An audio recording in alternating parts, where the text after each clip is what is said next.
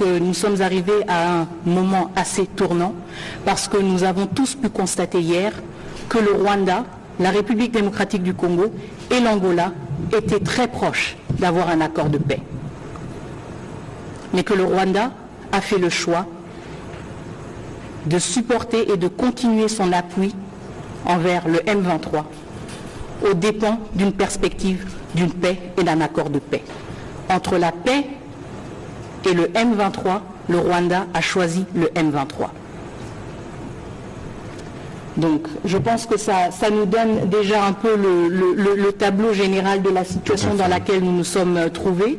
Mais encore une fois, je pense que c'était important que le président de la République se soit rendu à Luanda parce qu'il a pu échanger avec son homologue angolais et aussi exprimer sa reconnaissance pour ces efforts de médiation qui ont été déployés pendant plus de 2 ans par l'Angola. Que la RDC avait maintenant accepté le principe d'un dialogue avec le M23 dans le cadre du processus de Nairobi. Et puis plus tard, on a reçu le projet d'accord qui devait être signé par les chefs d'État, qui aussi contient le mot accord, dialogue entre ces deux parties. Et donc, le seul sujet à l'ordre du jour, le seul point à l'ordre du jour du sommet était la signature de cet accord.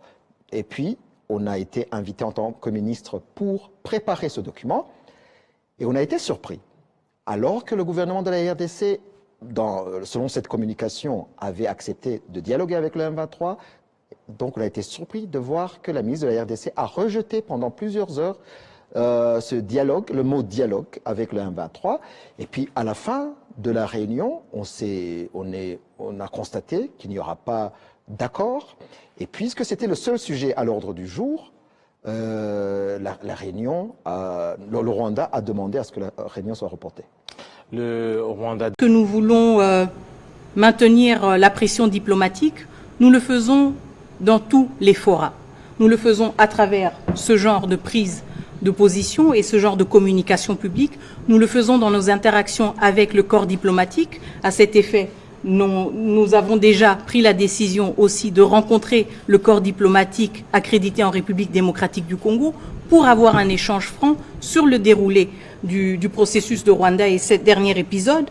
Nous le faisons aussi au Conseil de sécurité, où nous confrontons le Rwanda, mais nous confrontons aussi le Conseil de sécurité à ses responsabilités. Nous les posons tous devant leurs responsabilités. Le Conseil de sécurité a pour responsabilité et pour rôle d'être le garant de la paix et de la sécurité internationale. Quand il y a un pays membre des Nations Unies qui se permet de violer l'intégrité territoriale d'un autre pays membre, il faut qu'il y ait des sanctions. Et nous n'allons pas nous lasser de rappeler aux membres permanents et non permanents du Conseil de sécurité qu'ils ne sont pas en train de faire leur travail correctement. Donc juste pour vous donner un échantillon, si vous voulez, des démarches de plaidoyer que nous entreprenons. Il y a évidemment aussi d'autres démarches de plaidoyer qui sont plus discrètes, qui se font aussi derrière les coulisses. Et donc c'est une complémentarité, si vous voulez, d'efforts qui se font aussi à des différents niveaux. Le contenu de l'accord.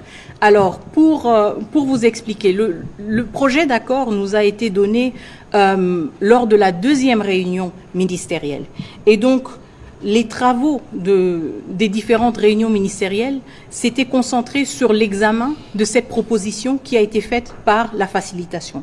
Et donc, nous avons procédé par l'examen chapitre par chapitre de ce projet d'accord. C'est la raison pour laquelle certaines questions qui ont bloqué sont survenues seulement plus tard. La question du CONOPS, donc la question du désengagement des troupes rwandaises du territoire de la République démocratique du Congo et la question de la neutralisation des FDLR, nous a pris quand même assez longtemps parce que c'était un travail qui devait être fait au niveau des experts. Et une fois que ce cap a été franchi, nous étions quasiment à la fin de l'examen de ce projet d'accord que la facilitation nous a présenté. Le problème qui s'est posé hier quand le Rwanda a insisté sur l'inclusion justement d'un dialogue direct entre la République démocratique du Congo et le M23, chose que nous avons toujours rejetée et que le Rwanda a ajouté à cela la condition qu'un tel dialogue ait lieu avant toute signature d'un accord. Et c'est la raison pour laquelle nos travaux n'ont pas abouti hier et que malgré le fait que plus de 90% du travail d'analyse, de négociation de l'accord présenté par la facilitation n'a pas abouti parce que le Rwanda s'est cambré sur sa position d'insister que la République démocratique du Congo, un État souverain, ait à négocier et à engager un dialogue direct avec un groupe terroriste, le M23. Et le Rwanda, encore une fois, je le réitère, était devant l'opportunité de mettre fin à ces négociations sur l'accord. Nous avions tous l'opportunité d'adopter ce projet d'accord, mais le Rwanda a préféré privilégier le M23 et a sacrifié la paix et l'accord, en tout cas temporairement, pour plutôt protéger le M23.